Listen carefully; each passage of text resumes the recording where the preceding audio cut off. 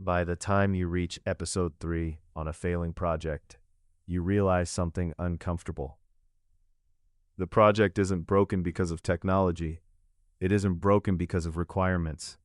It's broken because people want different things. Welcome to Stakeholders at War.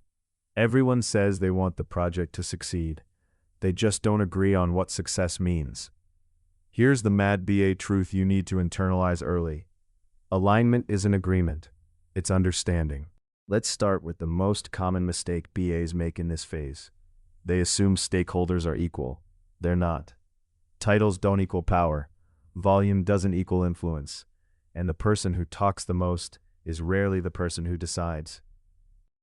So, your first job is not elicitation. It's mapping power versus influence. Power is about authority. Influence is about impact. Some stakeholders can approve decisions. Others can quietly stop them. Those quiet ones, they're the dangerous ones. Let's talk about silent veto holders. Silent veto holders don't dominate meetings, rarely argue openly, often say fine or sure, raise concerns later, privately. They don't fight in the room. They kill decisions after. If you don't identify them early, you'll wonder why nothing sticks. Now here's the uncomfortable part. Silent veto holders often aren't obvious. They might be a senior SME, a system owner, a compliance lead, someone leadership listens to informally. They don't need authority, they need access.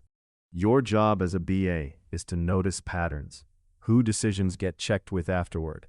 Whose absence delays progress? Whose concerns appear late? That's not paranoia, that's situational awareness. Now, let's talk about reading between the lines. Stakeholders rarely say what they mean directly. They say things like, "We have concerns. This might be risky. Let's be careful here. Leadership will have questions." Those aren't comments. They're signals.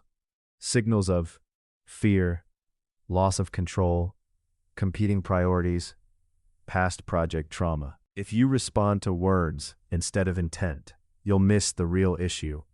Instead of pushing back, ask, what concern should we explore? What would make this safer? What's the risk you're seeing? That's how you turn resistance into information. Now let's get practical. 2 tools save BAs at this stage. First, the stakeholder map.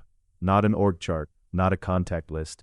A real stakeholder map shows who influences whom, who blocks decisions, who enables progress. Second, the power interest grid. Ask yourself, who has high power and high interest?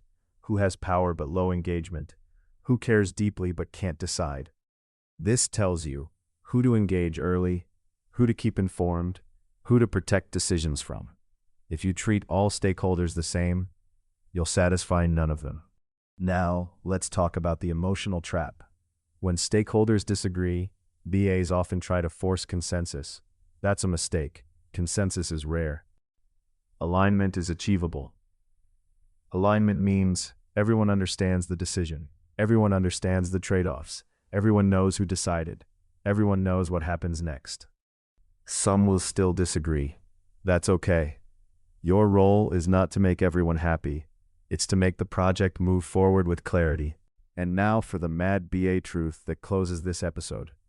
Alignment isn't agreement.